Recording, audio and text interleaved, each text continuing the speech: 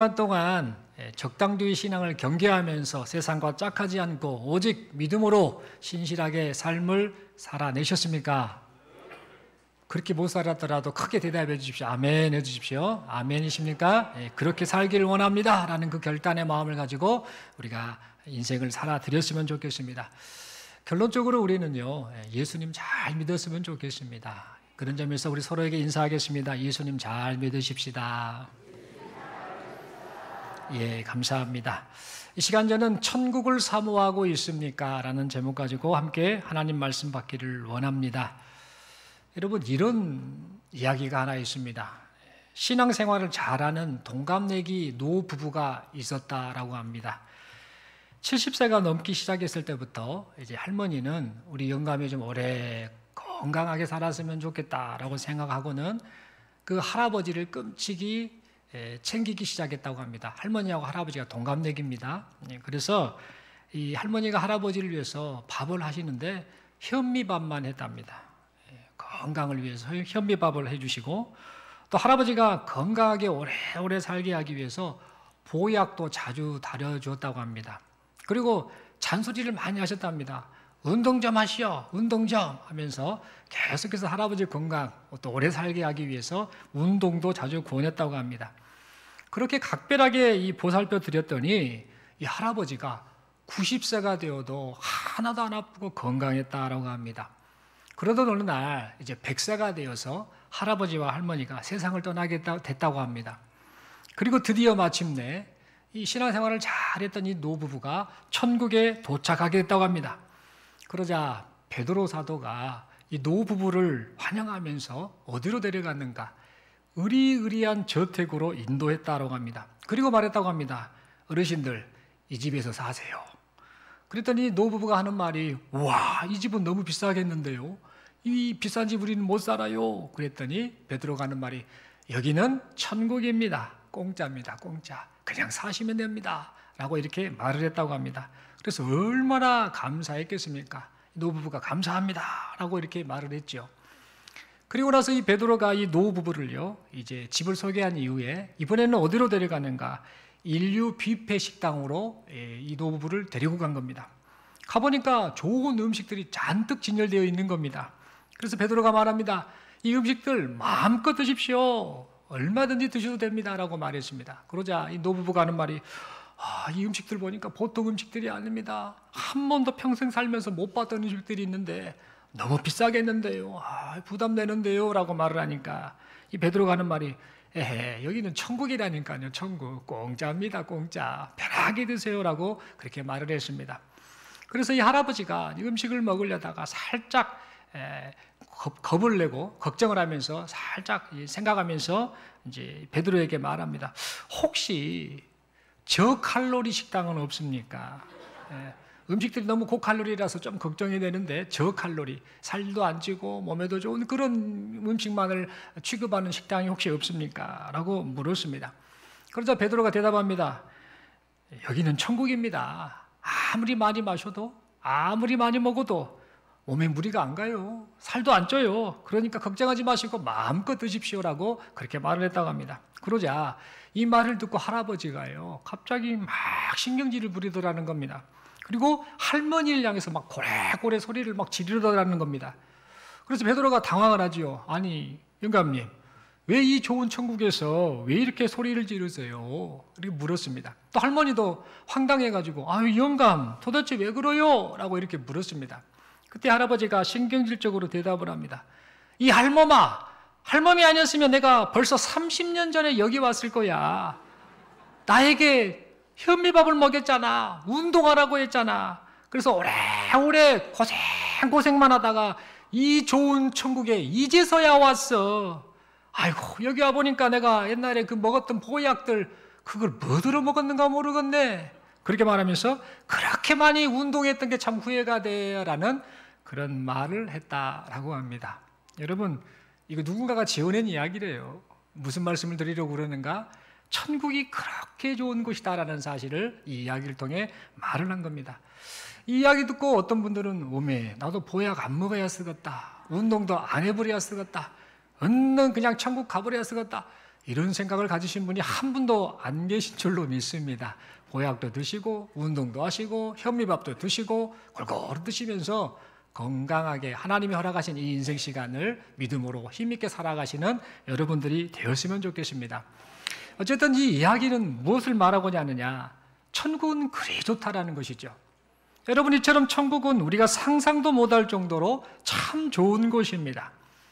그래서 우리 예수님께서는 사람들이 이 천국에서 영원토록 행복하게 살 수 있는 길을 열어주시려고 우리 예수님께서는 직접 이 세상에 오셨습니다.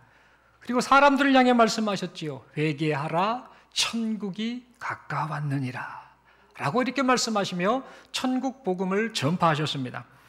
그런데 여러분, 사람들의 반응은 다양했습니다.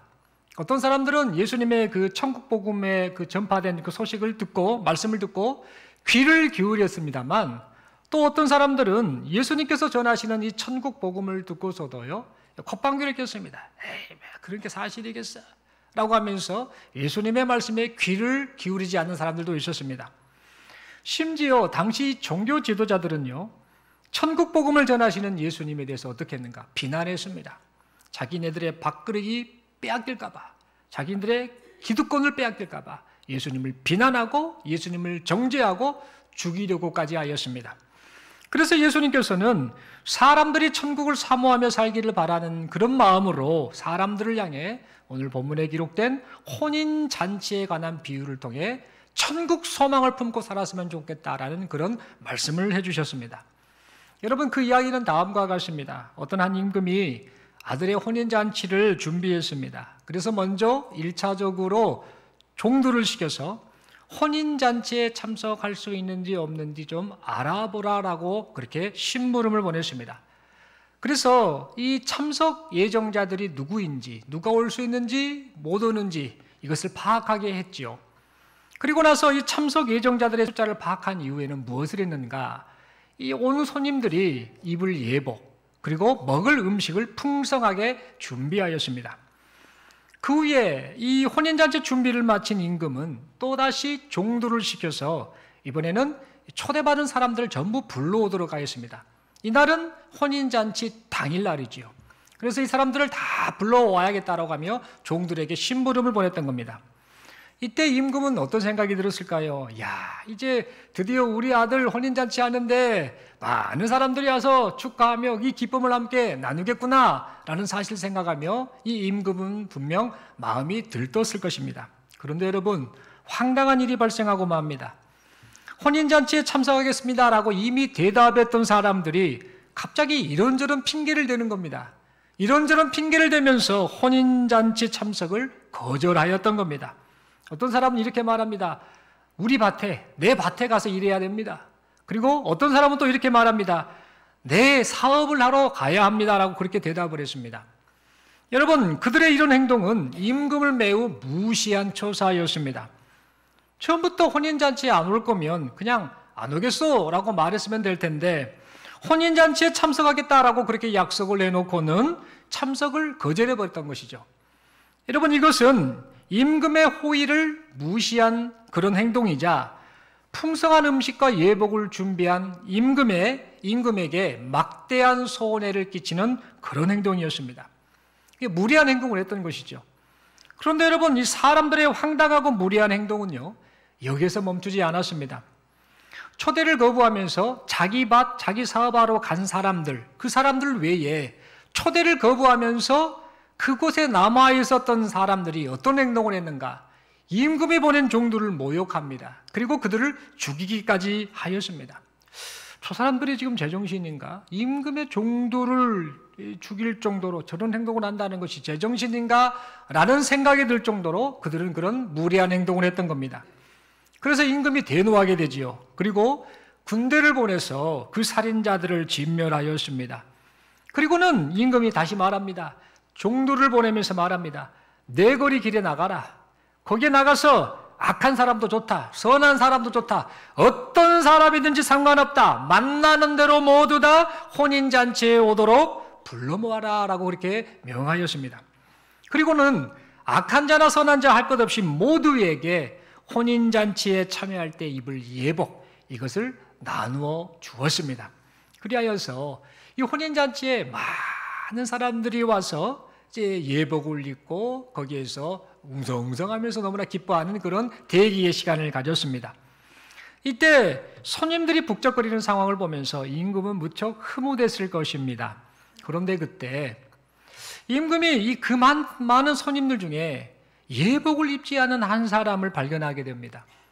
그리고 그에게 말을 하죠. 다른 사람들은 내가 준비해둔 이 예복을 다 입었는데 당신은 왜 예복을 입지 않은 것이요? 라고 그렇게 묻습니다. 하지만 그 임금의 말을 듣고요, 그 예복을 입지 않은 사람은 아무 말을 하지 못합니다. 왜 그랬는가? 분명 임금이 이미 그에게 예복을 준비해 주었음에도 불구하고 그가 예복을 입지 않았기 때문입니다. 그래서 예복을 입지 않은 사람은요, 결국 어떻게 되는가? 손발이 묶여서 바깥 어두운 곳에 던져져서 슬피 울며 후회하고 말았습니다. 여러분, 이 모든 것이 임금이 베푼 최고의 호의를 무시한 결과였던 것이죠. 여러분, 우리 예수님께서는 이렇게 이야기를 끝마치십니다.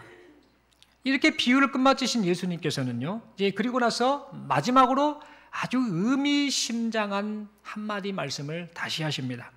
그 말씀이 뭔가? 바로 14절 말씀이지요. 청함을 받은 자는 많되 택함을 입은 자는 적으니라. 여러분, 예수님께서 혼인잔치 비유를 말씀하시고 마지막으로 청함을 받은 자는 많되 택함을 입은 자는 적으니라 라는 말씀을 하셨던 것은 어떤 의도로 말씀하신 것인가? 나는 이 사람들이 천국 복음을 듣고 믿어서 영원한 생명과 행복을 누렸으면 좋겠다. 그런데 사람들이 천국 복음을 거부하는구나. 나는 많은 사람들이 천국 백성이 되었으면 좋겠는데 천국 백성이 되는 사람이 많지 않구나. 이를 어쩌면 좋겠냐라는 그런 안타까운 심정으로 그렇게 말씀하셨던 것입니다. 사랑하는 성도 여러분, 오늘날에도 하나님께서는요, 사람들을 천국 백성 삼으시려고 복음으로 사람들을 지금도 여전히 초대하고 계십니다. 그런데 사람들은요, 천국 잔치로 부르시는 하나님의 초대에 응하지 않은 채 그냥 세상 속에서 자기 삶을 살기 바빠 있는 상태입니다. 여러분, 왜 그럴까요? 그 이유는 천국에 대해서 관심이 없기 때문입니다. 그리고 사람들의 관심이 온통 지금 현재, 지금 먹고, 지금 누리고, 지금 즐기고, 지금 즐겁고, 온통 지금 누리기 원하는 그런 마음이 그들 심령 가운데 있기 때문입니다. 그래서 3절의 말씀처럼요, 천국 잔치로 초대해도 어떤 반응을 보이는가? 혼인잔치를 초대를 받았을 때 했던 사람들의 반응처럼 오기를 싫어하지요. 그리고 5절의 말씀처럼 천국 잔치에 초대하는 말을 듣고도 혼인잔치의 말을 들은 사람들이 했던 행동처럼 돌아보지도 않습니다. 천국에 대해서는 관심을 전혀 갖지 않는다라는 겁니다. 그렇다면 여러분, 성도된 우리의 모습은 과연 어떠한가? 나의 모습은 어떠한가? 이 시간 우리가 함께 우리 자신의 모습을 좀 생각해 보았으면 좋겠습니다. 여러분, 성도는 천국이 있음을 믿고 사는 자들이죠.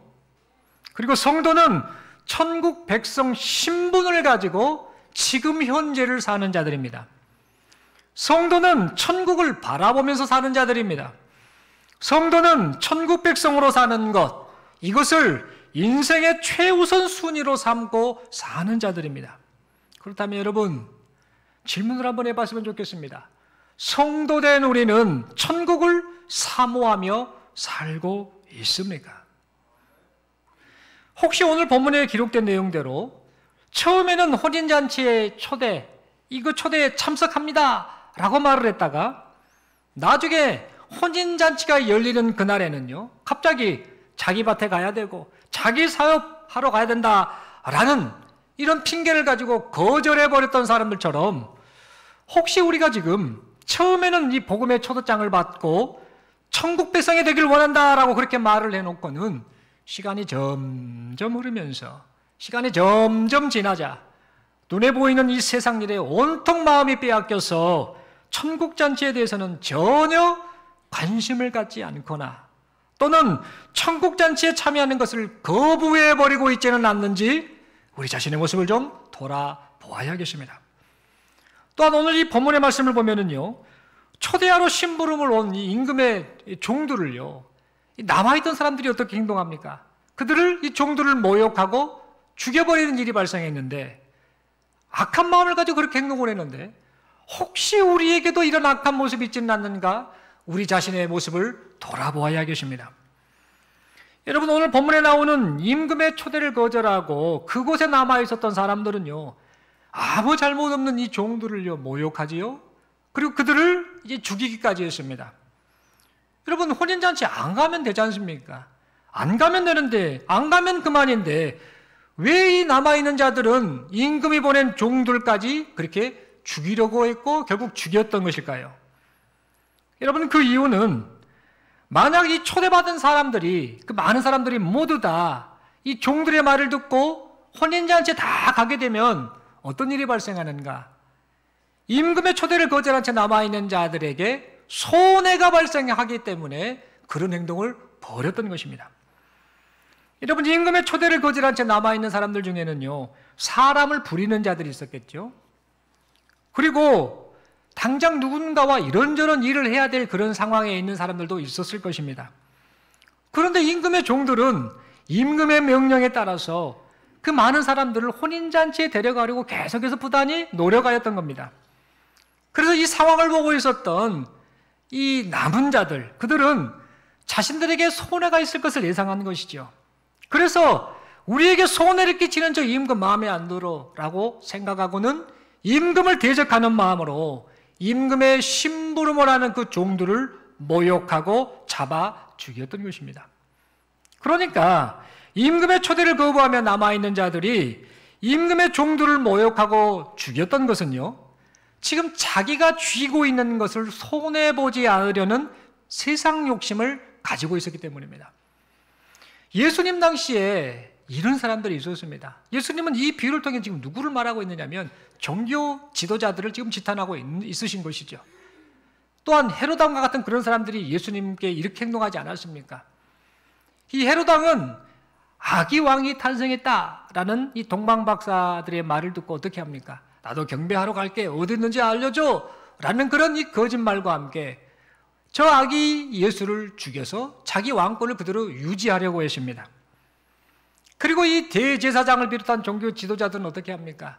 예수님께서 권위 있는 말씀과 사람을 사랑하는, 또한 하나님의 뜻을 알리는 분명한 말씀을 전할 때에 백성들에게 인기를 얻고, 또 성전 정화를 통해서 이 성전에 많은 주변에 있는 사람들이 타락한 것을 보면서 정신 차려라, 깨어라 라는 이런 말씀을 하실 때에 그 상황 속에서 자신들에게 피해가 있다라는 사실을 이 대제사장과 종교 지도자들은 생각하고는 저 예수를 어떻게 하면 죽일까라고 그렇게 음모를 꾸몄습니다. 이처럼 이 모습은 뭐냐면 남아있는 자들이 종들을 죽이는 행동과 똑같다라는 것입니다. 그러므로 여러분, 우리가 이런 사실을 통해 분명히 알 수 있는 그 내용은 무엇이냐? 그것은 바로 임금이 베푼 혼인잔치 참석을 거부한 사람들, 나는 내 밭에 가서 일하겠다, 내 일하러 가겠다라고 하는 그 사람들, 그들과 임금이 보낸 종들을 모욕하고 죽인 사람들, 이 두 부류의 사람들에게는 동일한 공통점이 있더라라는 겁니다. 여러분, 그 공통점이 무엇인가? 그것은 바로 그들 모두가 세상 욕심을 포기하지 못하고 있더라라는 겁니다. 그 세상 욕심을 꽉 쥐고 있기 때문에, 그것을 손해봐서는 아니 되기 때문에, 그것을 놓칠 수 없었기 때문에 왕이 그렇게 호의를 베풀며 혼인잔치에 초대했건만 그것을 과감하게 거절하고 자기네들 방식으로 그런 행동을 하였던 것입니다. 사랑하는 성도 여러분, 그러므로 우리는요, 사람들이 혼인잔치 초대를 거절한 이유가 세상 욕심에 사로잡혀 있었기 때문이다라는 사실을 생각하면서 우리들 역시 세상 욕심에 사로잡혀 살아가는 그런 어리석은 자가 되지 않기를 간절히 소망합니다. 잠시 머물다 갈 세상에서 누리는 만족, 쾌락, 즐거움, 이런 것들의 마음이 빼앗겨서 천국을 얻지 못하는 그런 어리석은 자가 되지 않기를 바랍니다. 여러분, 사탄 마귀는요, 지금도 어떻게 해서든지 우리의 마음이 세상 욕심에 사로잡혀서 천국을 잊고 살게 만들고 있습니다. 우리는 이 사실을 잊지 말아야 합니다. 여러분, 디모데후서를 기록한 바울은요, 이제 순교할 날이 얼마 남지 않아서 내가 이 세상을 떠날 때가 되었구나라는 사실을 직감하게 됩니다. 그러면서 아들과 같은 이 디모데에게 편지를 보내게 되지요. 그 마지막 편지가 바로 디모데후서지요. 이 디모데후서를 통해서 디모데야, 믿음의 사람으로 이렇게 살아라라고 이런저런 권면을 하면서 그 내용 가운데에 참 안타까운 그 사건, 그 하나를 지금 언급하고 있음을 보게 됩니다. 그 말씀이 어디에 기록되어 있느냐? 디모데후서 4장 10절 말씀이죠. 이렇게 기록합니다. 데마는 이 세상을 사랑하여 나를 버리고 데살로니가로 갔고. 여러분, 데마라는 사람은요, 고향이 데살로니가 출신입니다. 이 사람은 바울이 예수 그리스도를 증거할 때에 그 일에 마음을 보태고 또 땀을 보태서 함께 일했던 사람입니다. 바울을 충성스럽게 도왔던 사람이지요. 그런데요, 그런 데마가 나중에 안타깝게도 바울을 버려버리고 말았습니다. 그리고 데살로니가로 떠나버렸습니다.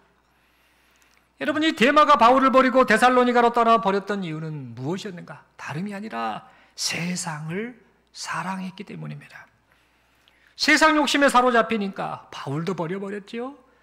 그리고 주님도 버려버렸던 것입니다.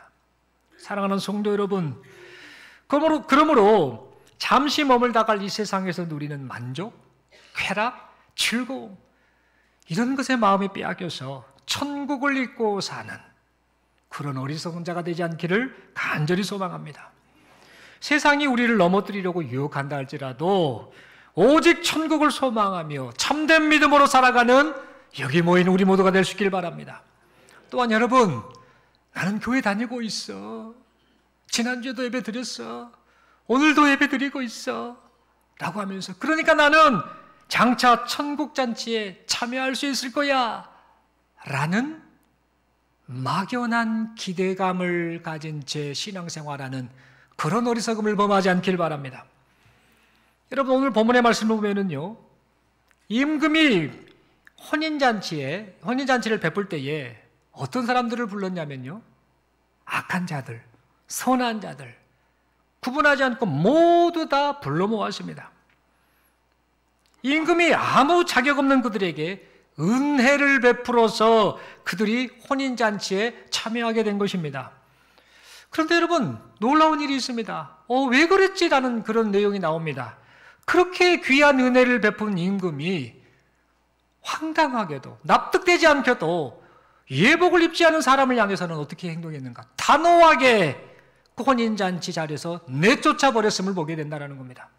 아니, 좀 봐주면 안 됩니까? 좀 봐주고 은혜가 많은 그 임금이라고 한다면 그래 알았어 라고 하면서 그냥 적당하게 봐줄 수도 있을 법한데, 이 지금 임금은 단호하게 예복을 입지 않은 그 사람은요, 손발을 묶어서 내쫓아 버렸음을 보게 된다라는 겁니다. 여러분, 왜 그랬을까요? 그 이유는 임금이 준비해준 예복을 입지 않으면 혼인잔치에 절대 참석할 수 없었기 때문입니다. 그렇다면 여러분, 이 사람이 왜 예복을 입지 않았을까요? 한번 가만히 생각해 보십시오. 예복이 없었을까요? 아니지요. 이미 제가 이 이야기를 말씀드리면서 당시의 배경 상황을 녹여가지고 그냥 스토리로 그냥 말씀을 드렸는데, 임금이 당시에는 혼인잔치 오는 사람들, 잔치를 배설하면은요, 옷을 다 준비해서 줬던 상황입니다. 예수님이 말씀하시는 이 이야기 속에도 그게 다 녹아져 있는 겁니다. 그러니까 예복을 입지 않은 사람이 예복을 입지 않았던 것은 예복을 받지 못했기 때문이 아니다라는 겁니다. 이미 임금이 예복을 다 준비해서 악한 사람이든 선한 사람이든 모두에게 예복을 주었기 때문에 예복을 입지 않은 그 사람 역시 이미 예복을 받았다라는 사실입니다. 그렇다면 여러분, 왜 그 사람은 예복을 입지 않았을까요? 정확하게는 알 수 없습니다만 우리가 분명 그 상황을 봤을 때 추측할 수 있는 분명한 사실이 하나 있습니다. 그는 분명 임금이 주는 예복을 받기는 받았겠죠. 그러나 그것을 입지 않은 이유가 뭐냐? 자기가 입고 있는 자기 옷이 화려했을 수도 있습니다. 아니면 다른 사람들보다 조금 더 좋은 옷이었을 수도 있습니다. 어쨌든 자기가 생각하기에 이 옷이 좋다라고 그런 생각을 했을 것이라고 우리는 추측할 수 있습니다. 즉, 자기가 입고 있는 자기 옷이면 임금이 베푼 혼인잔치에 얼마든지 충분히 참여할 수 있을 것이다 라는 그런 착각을 하고 있었기 때문에 그는 그 예복을 입지 않았던 것입니다. 그런데 여러분, 결과적으로 그의 이런 행동은요, 임금을 모욕한 행동이자 혼인잔치에 참여할 수 있는 자격을 상실한 행동이 되고 말았습니다. 그렇다면 여러분, 여기서 또 우리가 함께 좀 생각했으면 하는 게 있습니다. 왜 우리 예수님께서는 혼인잔치 이야기를 하셨는데 비유를 들어서 말씀을 하셨지 않습니까? 그러면 이 혼인잔치 오기를 거절했던 사람들은 그래, 다 그냥 내비둬버려. 그러면 내 거리에 가서 악인이든 선이든 다 불러보아라 라고 임금이 그 이야기를 했고, 그에 따라 종들이 순종을 했는데, 그래서 혼인잔치가 잘 벌어졌다 라고 하는 것까지만 딱 끝내주면 좋을 텐데, 우리 예수님께서는 왜 혼인잔치에 관한 이야기를 하시면서 예복을 입지 않은 사람의 그 좋지 않은 결말까지 말씀을 하셨던 것일까요? 그리고 혼인잔치에 참여할 때 반드시 예복을 입어야 한다라는 이 사실을 말씀하시면서 우리 예수님께서 당시 사람들에게, 그리고 오늘 이 시간 하나님의 말씀을 듣는 우리에게 진정 말씀하시고자 하는 그 뜻이 무엇일까요? 여러분, 그것은 바로 사람이 하나님께서 베푸신 천국잔치에 참여하려면 반드시 예수 그리스도라는 예복을 입어야 한다라는 사실을 말씀하고 싶으셨던 것입니다. 다시 말해서 예수님을 믿지 않으면은요, 사람이 아무리 착하게 살아도 천국에 갈 수 없다라는 사실을 분명하게 말씀하셨던 것입니다. 아무리 교회에 잘 나오고 아무리 교회 공동체에 속해서 이런저런 열심히 있는 활동을 한다 할지라도, 교회 성도인 명부에 이름이 등록되어 있다 할지라도, 목사나 장로나 권사나 이런저런 직분, 여러 직분을 가지고 있다 할지라도, 남들에게 칭송받는 그런 삶을 살아가고 있다 할지라도, 예수 그리스도를 진실로 믿지 않으면, 예수 그리스도를 진실로 의지하지 않으면 천국잔치에 참여할 수 없다라는 말씀을 그렇게 하셨던 것입니다. 여러분, 그러므로 우리는 예수님께서 이 천국에 관한 말씀을 하셨는데, 특별히 마태복음 13장에 보면은요, 천국에 관한 이야기를 말씀을 많이 하셨죠. 여러 비유를 들어 말씀하셨는데, 그 말씀을 보면은요, 좋은 말씀만 하시면 참 좋지 않겠습니까? 결말이 좋다, 누구든지 천국 간다, 우리에게 소망과 희망을 주는 그런 말씀만 하시면 좋을 텐데, 우리 예수님께서 천국에 관한 말씀을 하실 때에 좋은 말씀만 하시지 않고 꼭 부담스럽고 두려운 말씀을 함께 하시고 계시다라는 사실을 우리는 기억해야 되겠습니다. 여러분, 마태복음 13장 30절 말씀을 보면 이렇게 기록하지요. 둘 다 추수 때까지 함께 자라게 두라. 추수 때에 내가 추수꾼들에게 말하기를, 가라지는 먼저 거두어 불사르게 단으로 묶고 곡식은 모아 내 곡간에 넣으라 하리라. 여러분, 이처럼 왜 가라지와 곡식을 그대로 뒀다가 추수 때에 가라지는 불사르고 곡식은 모아서 내 곡간에 넣으라 라는 이런 말씀을 하셨을까요?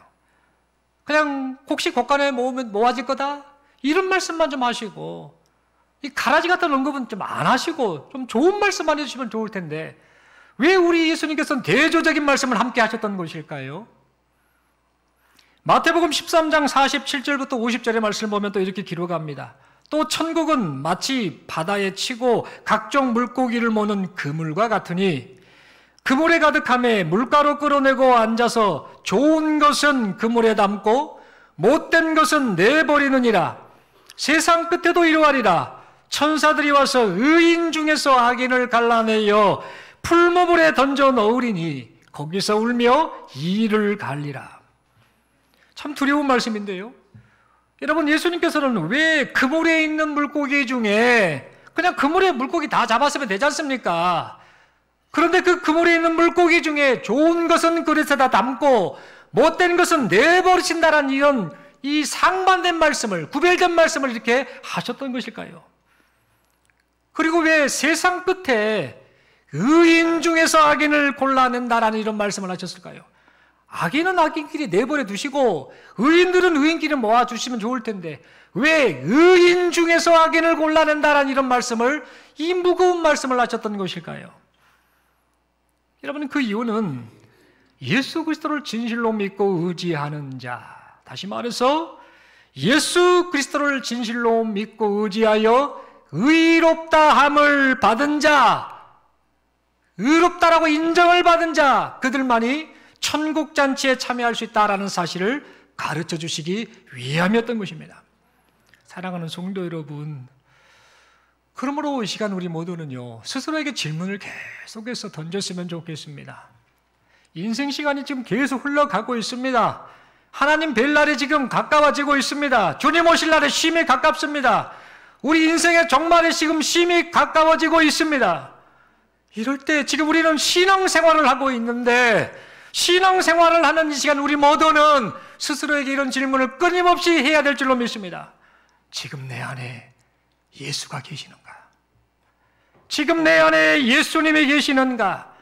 내가 진정 예수님을 만났는가? 내가 진정 예수님을 의지하는가? 내 안에 오직 예수 그리스도만을 바라보는 참된 믿음이 있는가?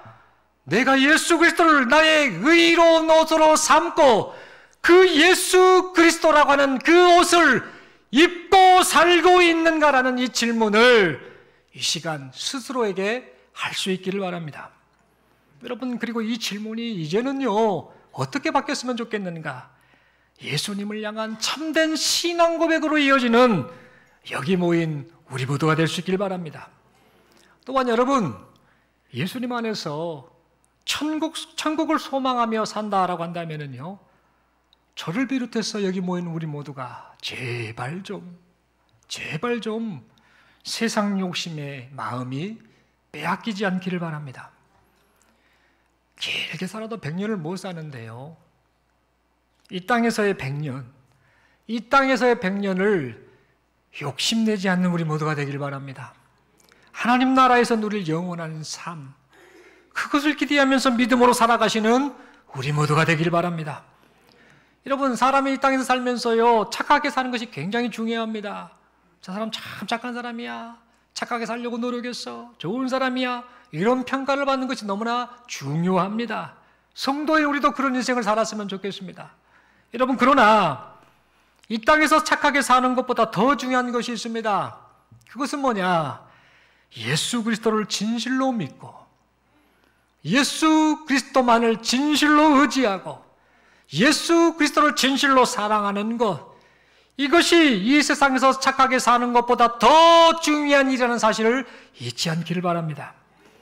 여러분, 예수님을 진실로 믿는 자, 예수님을 진실로 의지하는 자, 예수님을 진실로 사랑하는 자, 즉 예수 그리스도를 진실로 만난 사람은요, 스스로의 힘으로 착하게 살려고 하는 그런 사람들보다요, 비교도 할 수 없을 만큼 선한 삶을 자연스럽게 살게 된다는 사실을 잊지 않기를 바랍니다. 여러분, 그러면서 나를 구원하실 분은 예수님밖에 없습니다. 이걸 깨달았습니다. 이것만을 고백합니다라고 그렇게 하나님 앞에 신앙 고백하시는 우리 모두가 될 수 있기를 간절히 소망합니다.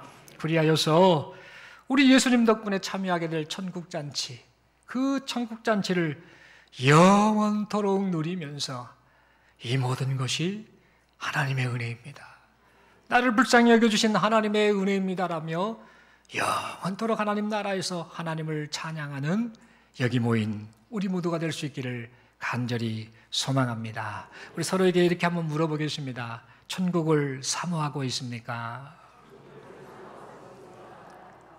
한번 고민을 좀 하시게요. 이번 주 오늘 가셔가지고 한 주간 사시면서 정말 고민하셨으면 좋겠습니다. 듣고 흘리지 마시고 고민하셨으면 좋겠습니다. 내가 지금 천국을 사모하고 있는가? 또다시 서로에게 이렇게 한번 묻겠습니다. 좀 문장이 깁니다만 따라해 주시면 감사하겠습니다. 100년 동안 행복하게 살고 싶으십니까? 아니면 영원토록 행복하게 살고 싶으십니까?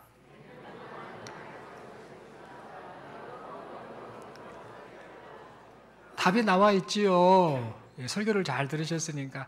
그런데 여러분들 중에 이런 분도 있을 겁니다. 둘 다요. 100년 동안 여기서도 행복하게 살고 천국에서도 행복하게 살고 싶지요 라고 하면서 둘 다 원하시는 분들이 있을 겁니다. 맞습니다. 그렇게 사셨으면 좋겠습니다.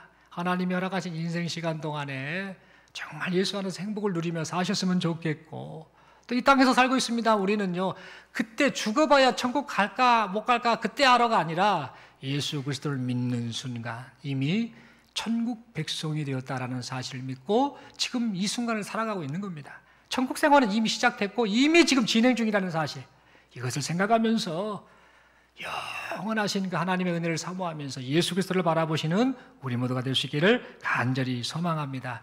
마지막으로 서로에게 손을 내밀면서 이렇게 권면하겠습니다. 그러려면 예수님 잘 믿으십시다. 아멘이시죠? 예. 지난주에 우리 집사님 한 분 아버님이 소천하셔가지고 또 장례 또 위로하고 왔는데요.